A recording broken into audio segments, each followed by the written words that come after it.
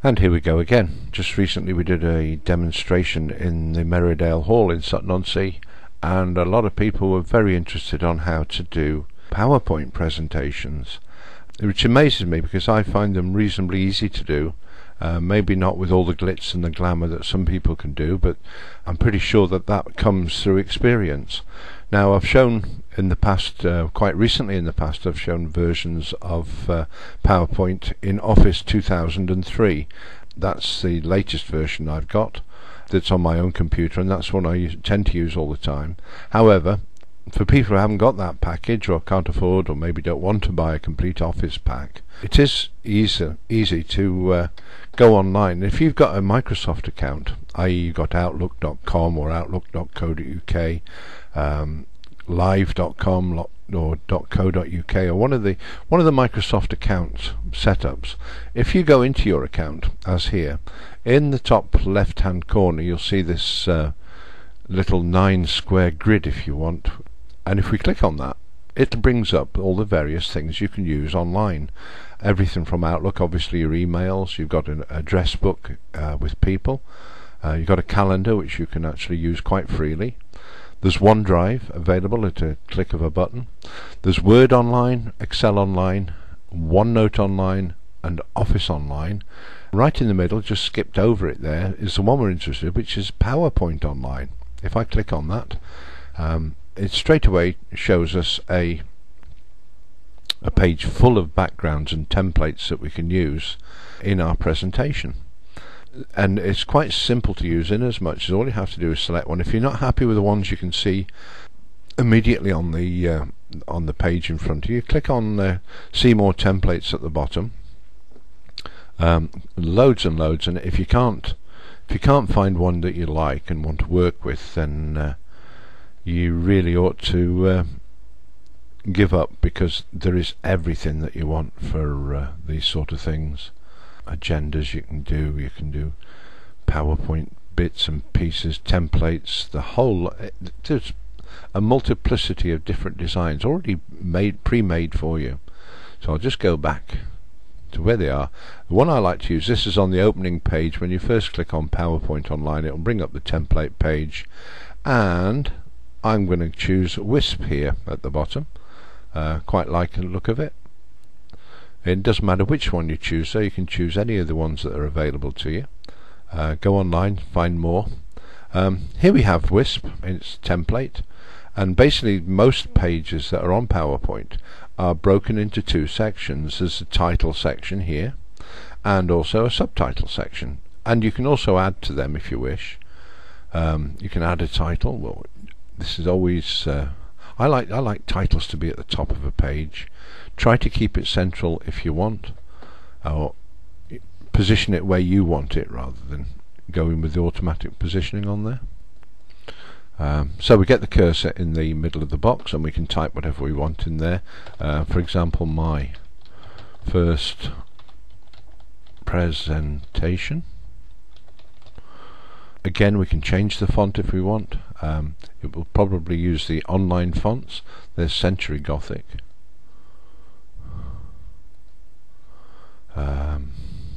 Century Schoolbook, very nice, crisp looking lettering. We can do a Comic Sans presentation. In fact, that's quite nice. We'll leave it at that for the time being. It's my first presentation. Here's a little subtitle box at the bottom, and if you just position your mouse just on the line or just below the line inside the box, then you can move that box to wherever you want.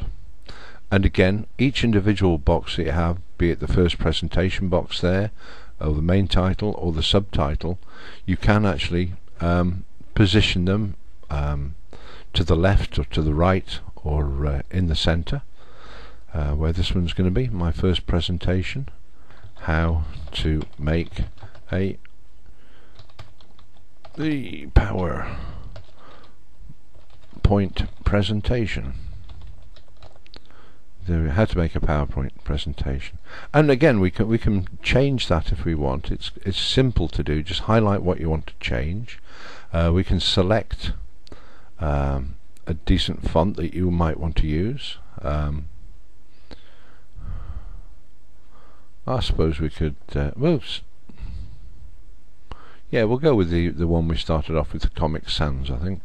There we go. It's a bit bolder than standard, but and again, if you wanted to highlight that and make it bold, we can do that quite easy. We can make it underline quite easy. Oh, sorry, italicize quite easy. Underline it easily. You can change the colour of that font very easily. I'll go for a deeper red and leave it like that. How to make a PowerPoint presentation. Right, so there we have the first thing. A lot of people like graphics, and again, because of the simplicity of this program, we can click on the insert and we can we can insert various things like a new table, a new slide, pictures, online pictures, shapes, smart art, etc., and so forth, so on. You can even put a video in there if you have one to hand. So I'm just going to insert a picture. We just need to browse for that into my pictures library. Let's have this koala bear. That looks rather cute. So we'll have that. Just upload it. And here we go. And it should any moment at all produce a little picture of a koala. Obviously this is part of Microsoft's pictures that are built into your computer as default. So there we are, that's the first slide, my first presentation, how to make a PowerPoint presentation. Okay, that's pretty much all for the first page. So if we can go to insert, we can insert a new slide, and we can choose which part of the slide we want. We can have a title slide, title and content, etc., and so forth. So we'll have that one. There it is. There's a new slide, and it's got the content at the top. We can again insert pictures. We can change the fonts. If we go back to the home, we can click as we want it to be central. My first presentation, page 2 we'll have, can't we? Page 2. Right, so in this one what we're going to do is have we can have a little subtitle area here. So we'll insert text box. There we are. There's add text in there. This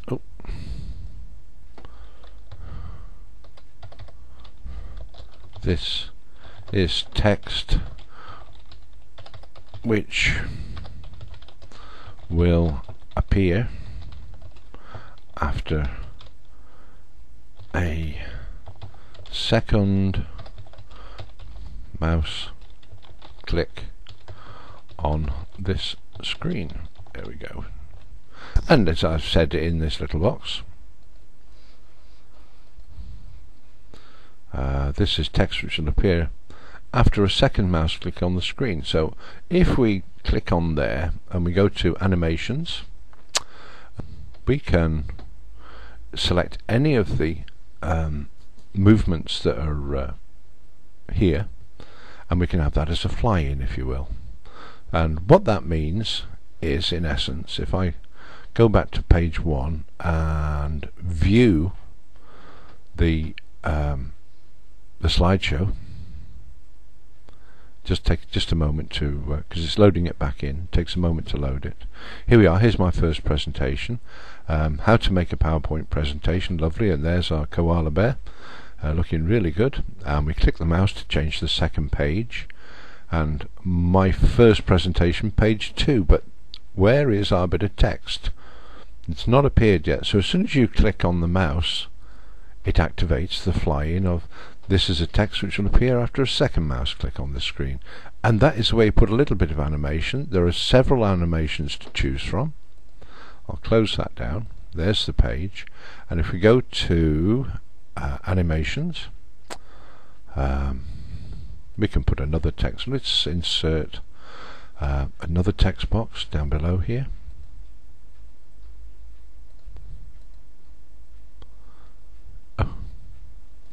It's actually put it in the same place, which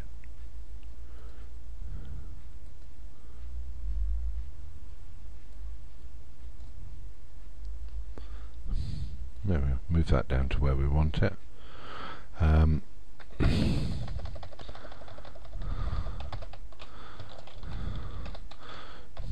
this box will appear after the second box. And I'm trying to keep this as simple as possible. So again, we'll highlight the text, we'll go through animations, we can have it as an appearance, and that'll do, I think. Well, we'll just leave it at that. Again, to see what we've done, go to the view menu and click on the slideshow.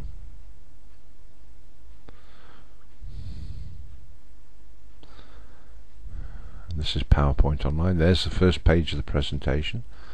Clicks, this is presentation page 2, and this is the text which will appear after the second mouse click to the screen, and we can sit as long as we like until we click it again. And if you're doing a presentation where there is progressive information, so you need to maybe explain the first part which then explains the second part, and then you want to bring a graph or something like that, you can put the graph in there, and when you click the mouse again, the box will appear after the second box.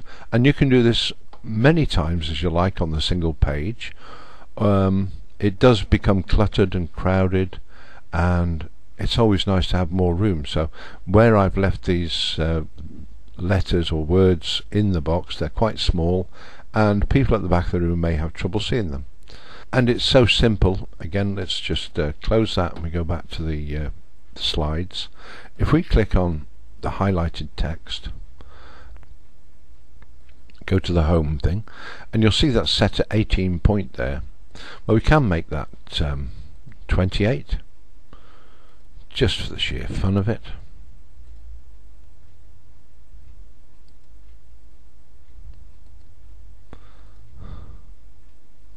I can never get hold of these a second time. Take it up there. That's better. And again, with the box down below, we can increase that from 18, because 18 seems to be the default setting. We'll take that to 24. And adjust the size of that box as necessary. We don't necessarily just have to have, we can move that to one side if you like, and we can have maybe a graph or something inside there. So we'll insert shape. Let's do a shape rather than anything else, because I haven't really got a graph prepared. So let's find a shape. Let's have this nice star here. There we are.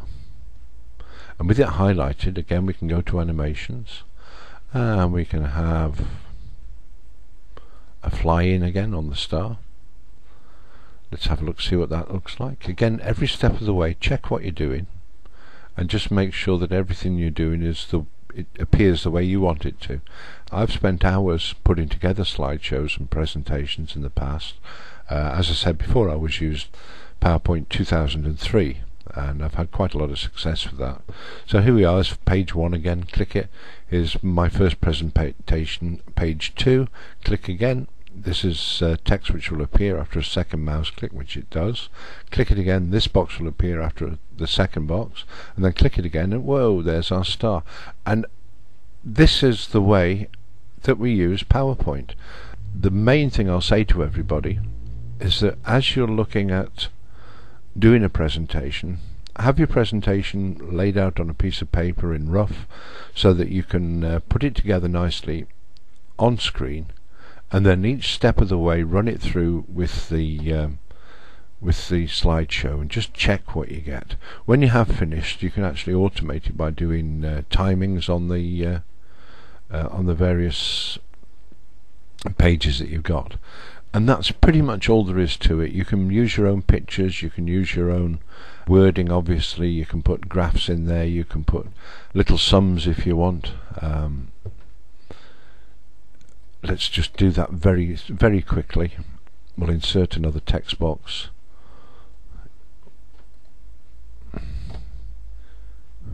Here we go, take it down here. We can do something really simple like 10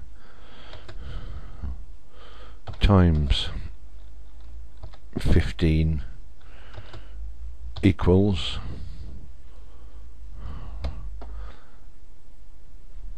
we'll do that as an animation again. We'll have that as an appearance, if you like, and then we can have yet another text box bump. Here we are. Use this one. Oh dear me.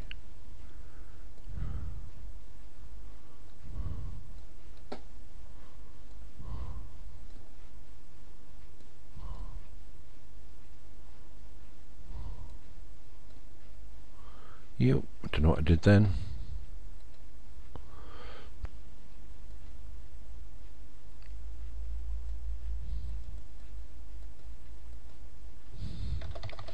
And in there we can write the answer 150, whatever.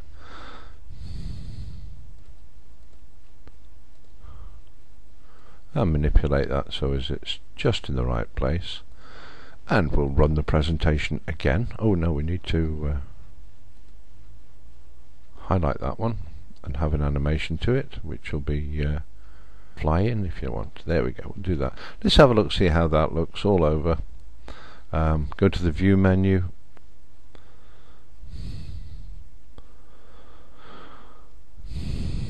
and here's the first page. Click on it, my first presentation, page 2.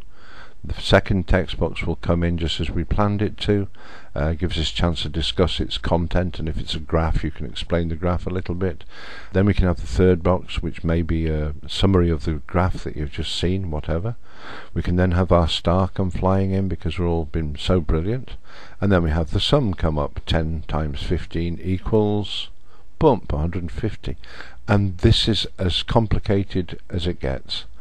I'm going to leave it there. I hope you've enjoyed this very brief overview of how to use the PowerPoint presentation online. I hope you've enjoyed it. If you have enjoyed it, click the thumbs up at the bottom of the screen there to say I like it and all the rest of it. And if you don't like it, then click the thumbs up sign and we can all be happy together. There we go. Many thanks for listening, and as I say, I'll put the address of how to get this. I'll put a little plate up at the end there to show you the steps you need to take to get the free Microsoft Office online. Thank you very much for listening.